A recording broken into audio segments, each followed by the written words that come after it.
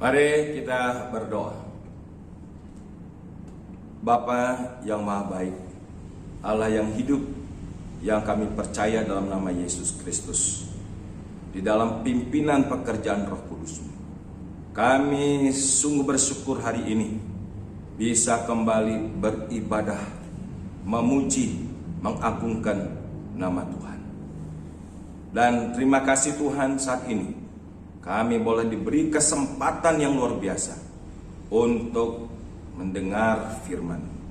Mohon kiranya Roh Kudus mengurapi kami semua, memberikan pengertian-pengertian, menyingkapkan kebenaran-kebenaran firman-Mu, supaya kami boleh semakin diperteguh iman percaya dalam pengiringan kami kepada Tuhan.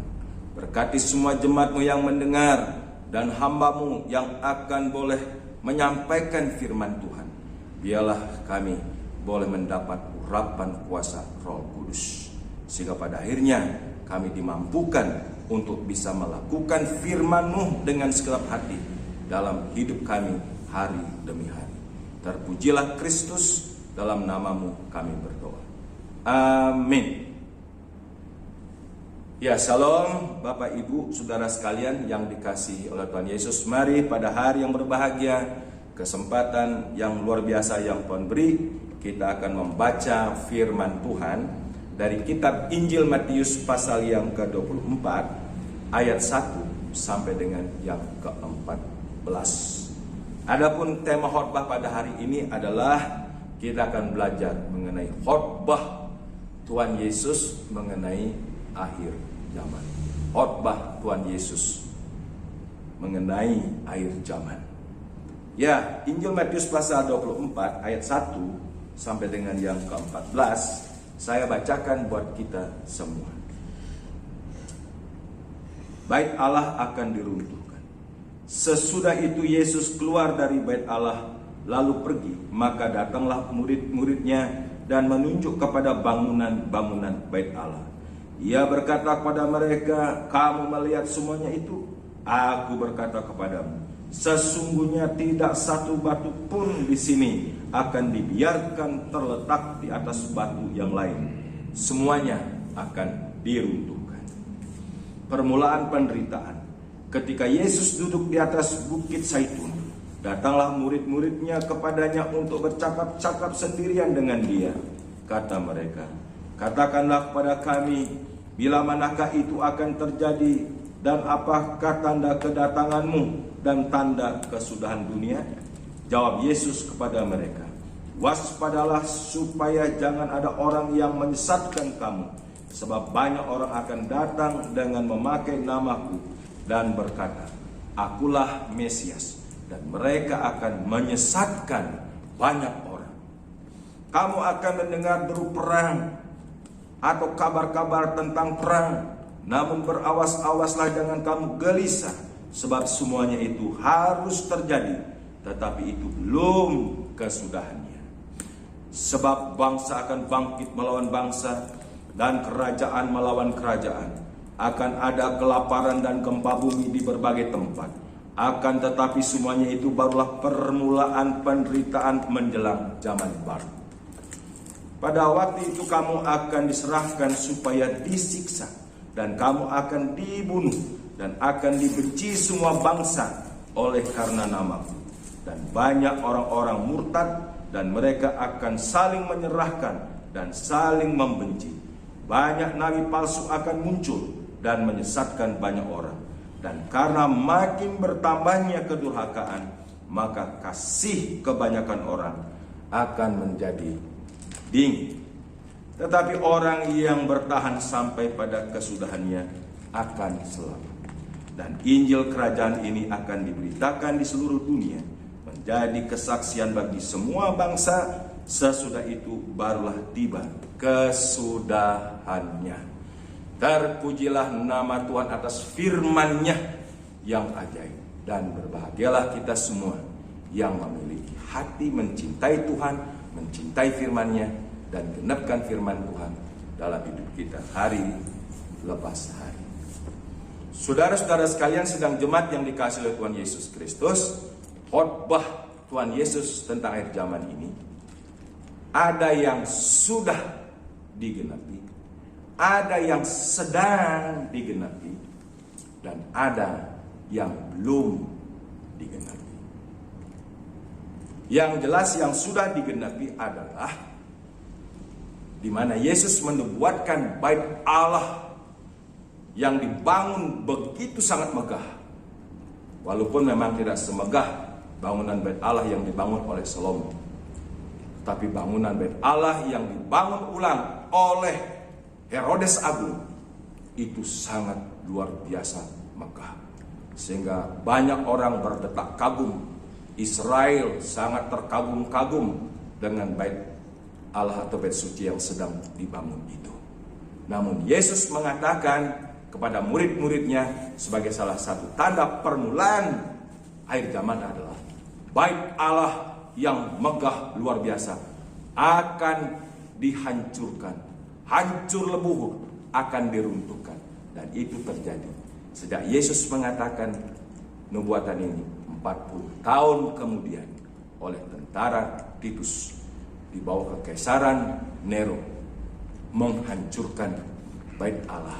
Pasnya adalah 6 hari sesudah ditabiskan. Hari ini misalnya ditabiskan, 6 hari kemudian langsung dihancurkan. Nah, itu sungguh-sungguh satu keadaan yang dahsyat, yang miris, yang pasti memedihkan hati daripada umat bangsa Israel pada waktu itu. Ini sudah digenapi. Dan yang sedang digenapi, yang sedang ini pun terus berlangsung berulang-ulang, artinya terus tergenapi. Mengenai apa? Mengenai masalah perang, bangsa akan bangkit melawan bangsa, kerajaan akan bangkit melawan kerajaan. Sedang terjadi, terus terjadi. Ada gempa bumi di mana-mana, gempa bumi vulkanik, tektonik, ada banjir bandang, gunung meletus, erupsi, ada tanda-tanda alam yang begitu sangat jelas, yang terus menyertai zaman akhir ini. Akan bangkit nabi-nabi palsu, dan itu juga sudah terjadi, sedang terjadi, dan terus terjadi, yang akan menyesatkan banyak umat Tuhan. Oleh karena hal-hal inilah yang terus berlangsung, akhirnya akan berimbas atau berakibat banyak orang-orang tebusan Tuhan, umat Tuhan, gereja Tuhan menjadi dingin kasihnya. Nah, ini kan fakta sekarang. Dulu ada banyak orang bertepuk tangan, bersorak-sorai, semangat, apinya berkobar-kobar. Sekarang redup, bahkan ada yang sudah padam. Ini sedang terjadi, sudah terjadi, sedang terjadi, dan terus akan terjadi. Luar biasa ini firman Tuhan. Kalau kita betul-betul tertarik memahami tentang tanda-tanda zaman. Dan Injil Kerajaan Allah akan diberitakan di seluruh dunia. Ini sudah, sedang, akan, terus akan diberitakan Injil Kerajaan Allah. Banyak memang dulu pemberita Injil yang luar biasa, akhirnya sudah mengalami pengendoran, redup, dan berhenti. Tetapi ada banyak orang-orang dibangkitkan oleh Tuhan, oleh Roh Kudus, untuk terus menggemakan, menyuarakan Injil di seluruh muka bumi. Apalagi di zaman teknologi canggih ini sudah digunakan begitu sangat maksimal untuk menjangkau jiwa-jiwa. Akan tergenapi, ada orang-orang yang terdahulu akan terjadi terakhir, yang terakhir akan menjadi terdahulu. Itu juga sedang digenapi. Nah, saudara, atas pengajaran firman Tuhan atau khotbah Yesus mengenai akhir zaman, ya, ada berbagai reaksi atau respon dari umat Tuhan ataupun mungkin di luar umat Tuhan. Nah, sebagian saya melihat banyak iman anak-anak Tuhan tetap konsisten, ya, tetap bertekun mengimani sehingga semangatnya tak pernah kendor. Sebagian ya, masih tetap kita melihat api yang menyala untuk terus menanti kedatangan Kristus pada kali yang kedua. Karena inilah nubuatan Yesus akhir zaman yang belum terjadi. Apa itu? Menantikan Kristus datang kembali menjemput saleh-salehnya. Semuanya kita sedang menantikan akan hal ini. Saudara-saudara, karena rentangan waktu yang panjang, sehingga sebagian juga ya, termasuk hamba-hamba Tuhan yang sebenarnya sudah dipakai berbalik menjadi anti dengan masalah urusan zaman akhir, khususnya menantikan kedatangan Kristus pada kali yang kedua. Ini bukan barang baru. Sudah sejak zaman mula-mula Rasul Petrus telah menyingkapkan dalam kitab 2 Petrus pasal 3 ayat yang ketiga. Dikatakan demikian, yang terutama perlu kamu ketahui. Ada pernyataan yang terutama perlu kamu ketahui, ialah bahwa akan datang pengejek-pengejek dengan segala ejekan-ejekannya, yaitu mereka yang hidup hanya berdasarkan hawa nafsu kedagingannya. Mereka berkata, mana itu janji kedatangan Tuhan? Tuhan datang, sudah dekat datang sejak zaman Bapak leluhur. Keadaan dunia sama seperti dulu, nggak ada perubahan. Mereka sangsi, mereka ragu. Dikatakan orang-orang ini adalah sengaja tidak mau tahu firman Tuhan. Sengaja tidak mau tahu, artinya sebenarnya kelompok ini tahu. Bahkan bisa dari golongan profesional hamba Tuhan sudah tahu. Tetapi karena hidup dalam hawa nafsu, mereka akhirnya menjadi antipati, sehingga menjadi pengejek-pengejek. Mana itu kedatangan Tuhan? Katanya Tuhan sudah dekat datang. Tuhan sudah dekat datang. Sampai sekarang sudah zaman apa ini?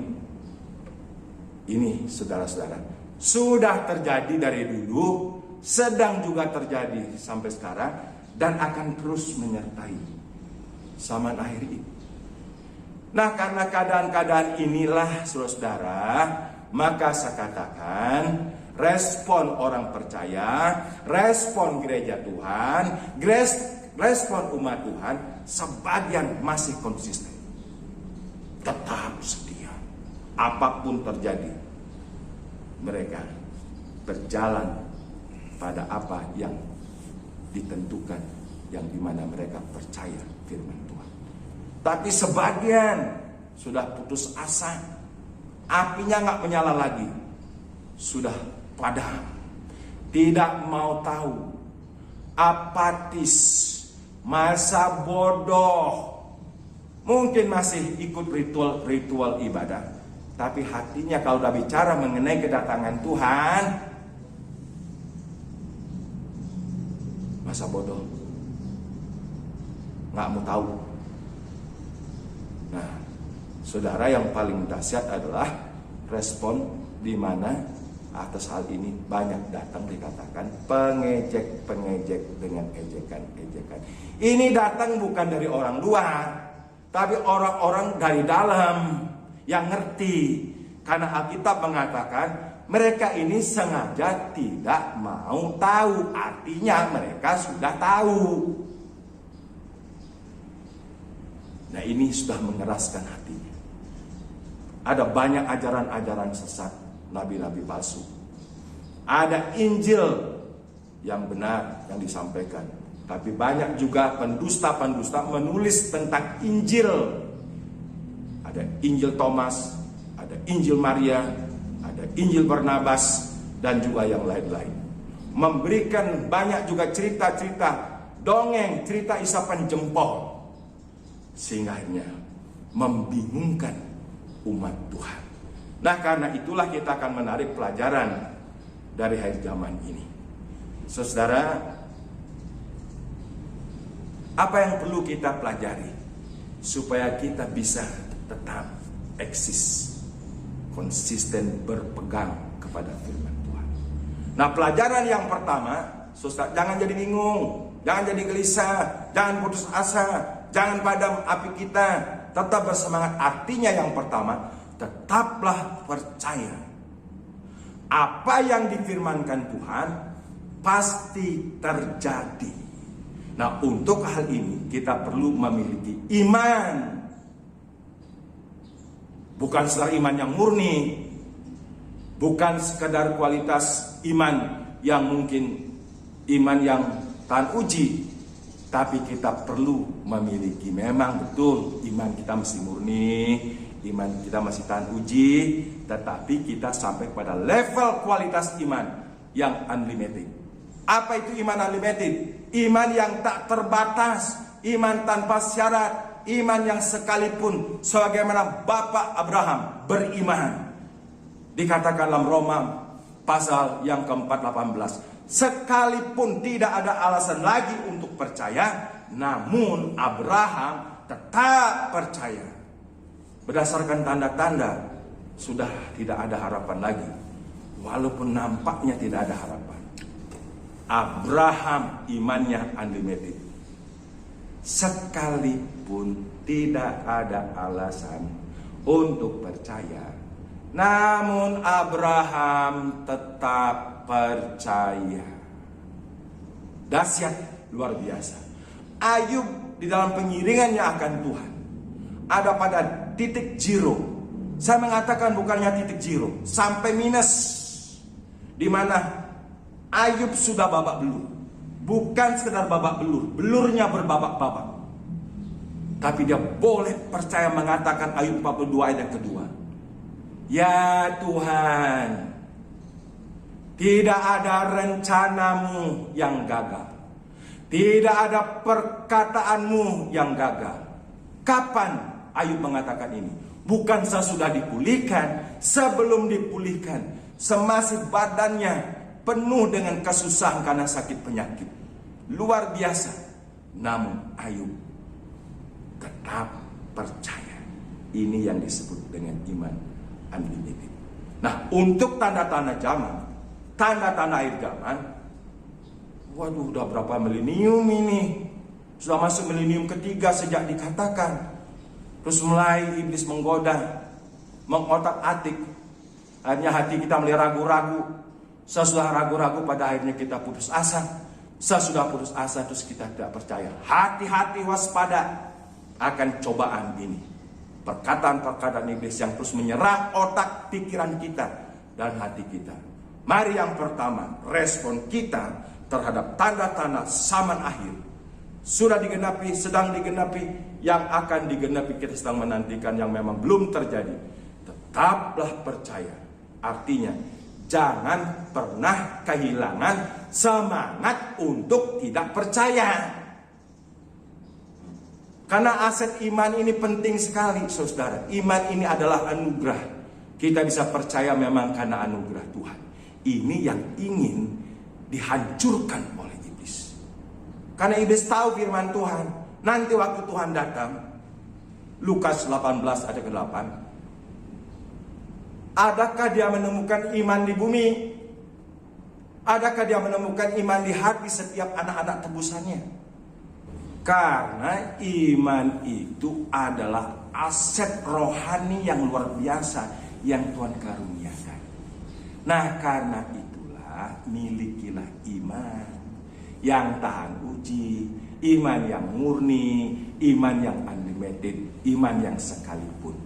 Artinya adalah iman yang tak tergoyahkan oleh apapun juga.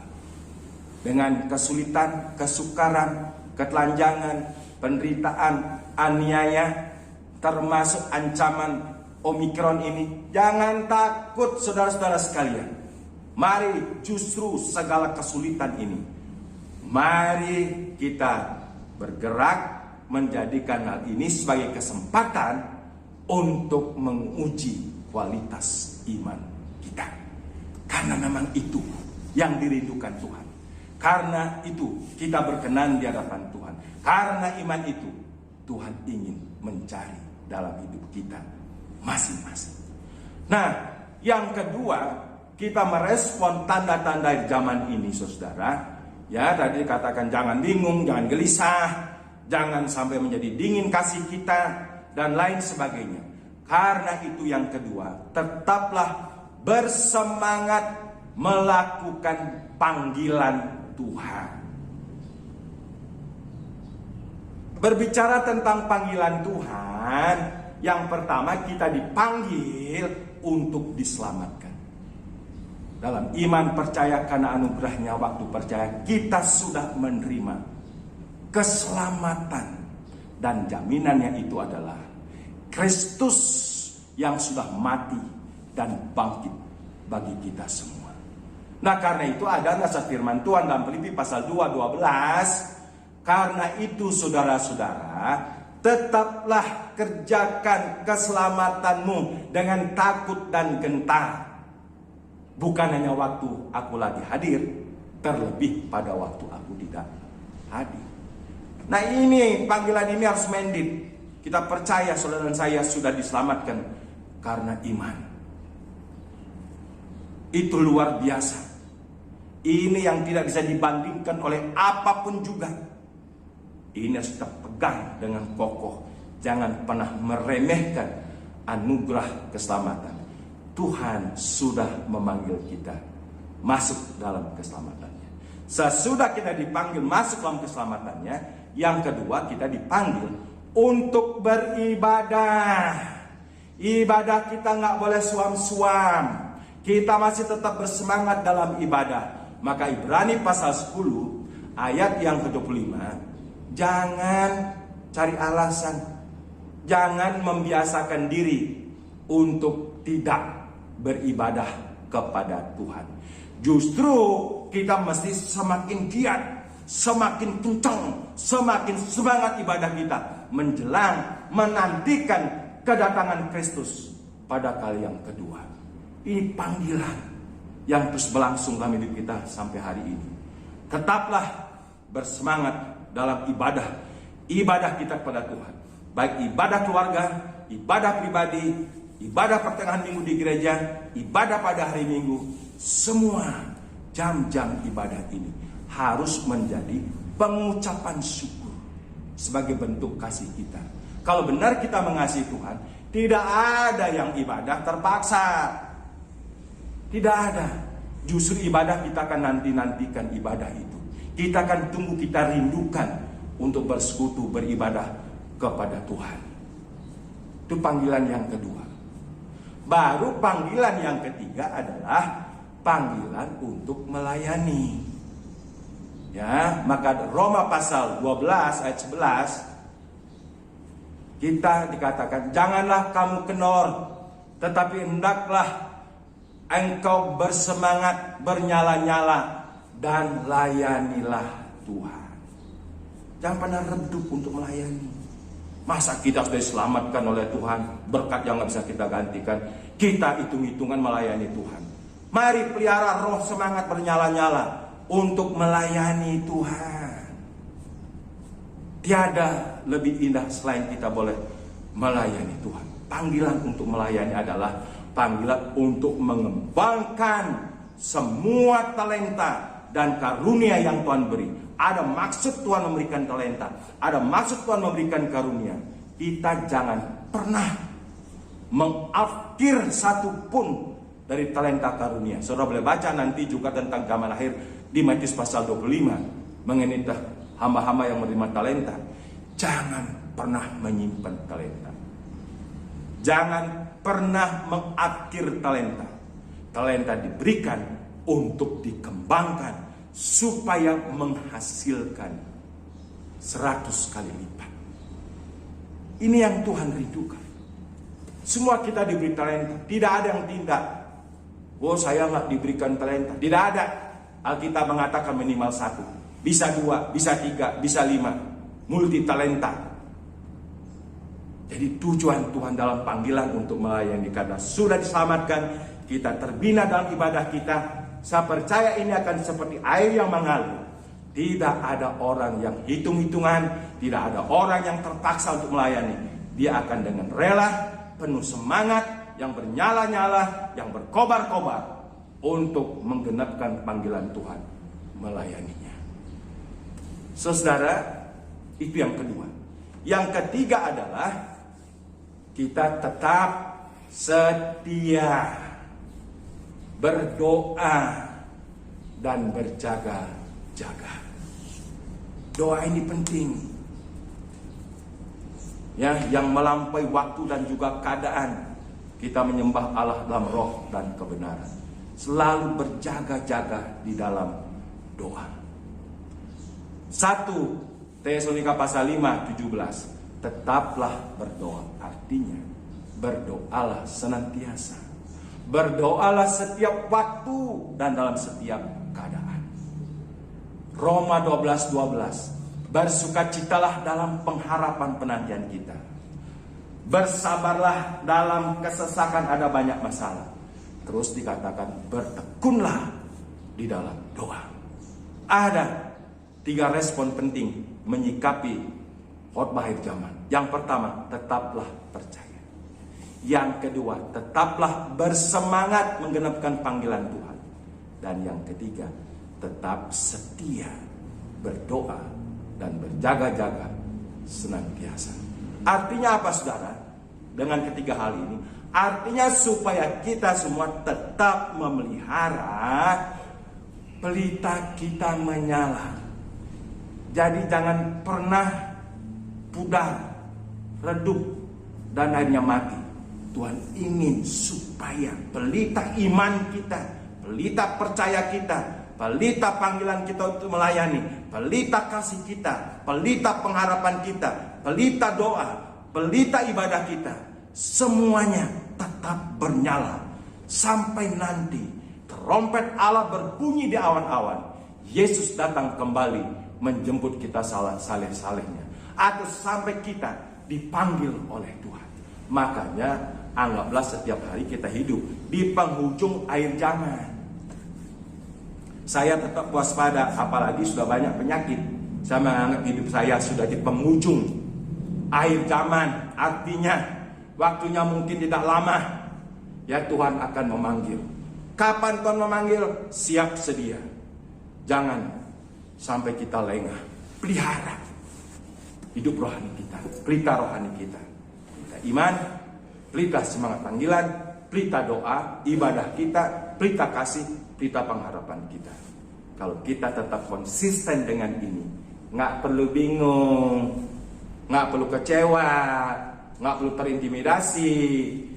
Tidak sampai kita memiliki kasih yang dingin, tapi kasih kita akan tetap bernyala-nyala. Mari hiduplah dengan penuh semangat untuk terus berjalan di zaman akhir sampai Kristus memanggil kita. Kita berdoa. Bapa di surga, terima kasih firman-Mu. Biarlah kiranya pernyataan firman-Mu boleh mendarat di hati pikiran kami, mengingatkan kami secara konsisten bagaimana kami sebagai orang percaya untuk hidup di zaman akhir ini, dalam iman percaya, dalam semangat panggilan kami, dalam semangat di mana kami terus berdoa dan berjaga-jaga. Kami akan meneruskan dengan perjamuan kudus. Mohon pimpinan penyertaan Tuhan, supaya perjamuan kudus itu betul-betul telah menyatukan kami setiap waktu, setiap saat dengan kesengsaraan, penderitaan, kematian-Mu, kebangkitan-Mu, dengan segala karya-Mu, supaya hidup kami tetap berkobar-kobar, bernyala-nyala dalam pengiringan kami akan Kristus. Dalam nama Yesus kami berdoa. Amin. Bagi kita semua yang telah dibaptis, mari bersama-sama dengan penuh hormat dan hikmat untuk mengambil bagian dalam perjamuan kudus. Bagi kita yang belum dibaptiskan, mohon kesabaran sampai saudara menerima baptisan demi ketertiban kita dalam berjamaah. Mari kita ambil sikap doa untuk kita siap menerima perjamuan kudus saat ini. Sebab apa yang telah kuteruskan kepadamu telah aku terima dari Tuhan, yaitu bahwa Tuhan Yesus pada malam waktu ia diserahkan mengambil roti, dan setelah ia mengucap syukur atasnya, ia memecah-mecahkannya dan berkata, inilah tubuhku yang diserahkan bagi kamu, perbuatlah ini menjadi peringatan akan aku. Demikian juga ia mengambil cawan sudah makan lalu berkata, cawan ini adalah perjanjian baru yang dimeteraikan oleh darahku, perbuatlah ini setiap kali kamu meminumnya menjadi peringatan akan aku. Saudara, dalam perjamuan kudus ada dua benda yang dikhususkan atau disakralkan. Yang pertama adalah roti yang tidak beragi, yang melambangkan tubuh Tuhan Yesus yang suci, dipecah-pecahkannya, dikorbankannya untuk kita. Mari bersama-sama kita ambil roti yang tak beragi, kita bangkit berdiri, angkat di tangan kanan kita, sambil dengan sikap hikmat, hormat, berdoa, kita boleh menghayati, merenungkan pengorbanan Tuhan Yesus di atas kayu salib di Bukit Golgota itu. Mari kita renungkan pengorbanan. Maka sesuai dengan pernyataan kitab suci bahwa roti ini melambangkan tubuh Tuhan Yesus yang suci, yang dikorbankannya demi kita. Sekarang terimalah roti ini dengan iman dan makan.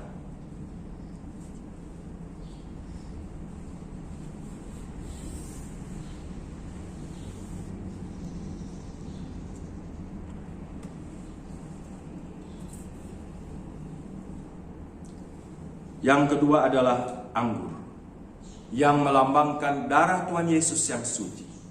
Alkitab mendasari, tidak ada pengampunan dosa tanpa penumpahan darah. Dan darah itu hanyalah darah Yesus, anak domba Allah dari surga, yang tertumpah untuk menghapus dosa-dosa kita. Ambil, peganglah anggur tangan kanan kita, tetap tunduk kepala, renungkan hayati pengorbanan.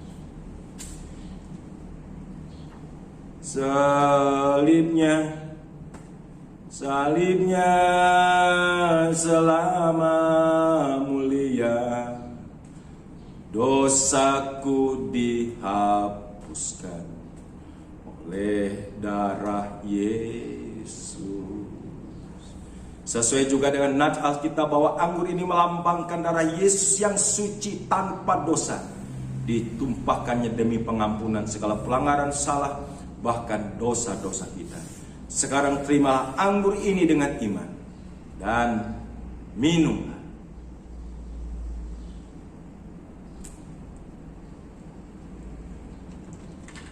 Mari kita berdoa.